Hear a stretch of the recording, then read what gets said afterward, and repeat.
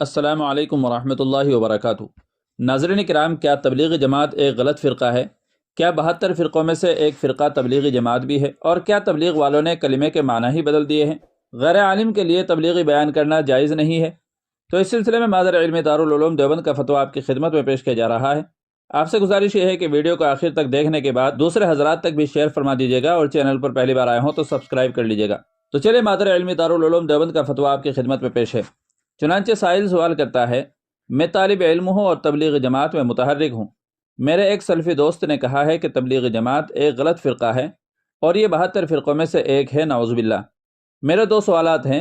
Number ایک، صرف ایک عالم کو ہی جس نے سلف صالحین سے سیکھا ہے اللہ تعالیٰ، رسول اور دین کے بارے میں بات کرنی چاہیے۔ نمبر دو، اس نے کہا ہے کہ تبلیغ جماعت نے کلمے کے معنی بدل دیا ہے۔ کلمے کے معنی ہے اللہ کے سوا کوئی عبادت کے لائق نہیں ہے، لیکن تبلیغ جماعت کا کہنا ہے کہ اس کی طرح کسی کو طاقت نہیں ہے۔ براہ کرم میرے شبہ کا ازالہ فرمائیں۔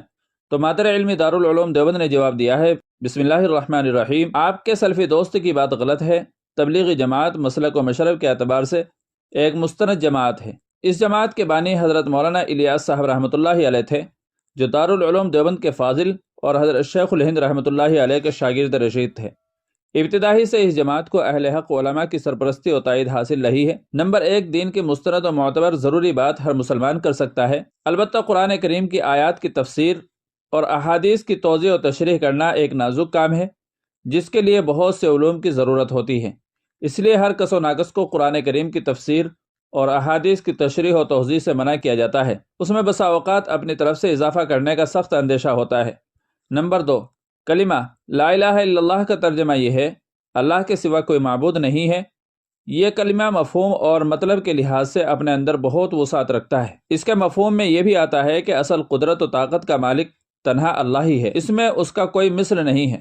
واللہ تعالی عالم۔ دارالفتہ دارالعلوم دیوبند۔ تو ناظرین کرام، پورا فتویٰ سننے کے بعد امید ہے کہ سمجھ میں بھی آ گیا ہوگا۔ ویڈیو اچھی لگی ہے تو لائک اور شیئر ضرور کر دیجیے گا، اور چینل پر پہلی بار آئے ہوں تو سبسکرائب کرنا نہ بھولیے گا۔ السلام علیکم ورحمۃ اللہ وبرکاتہ۔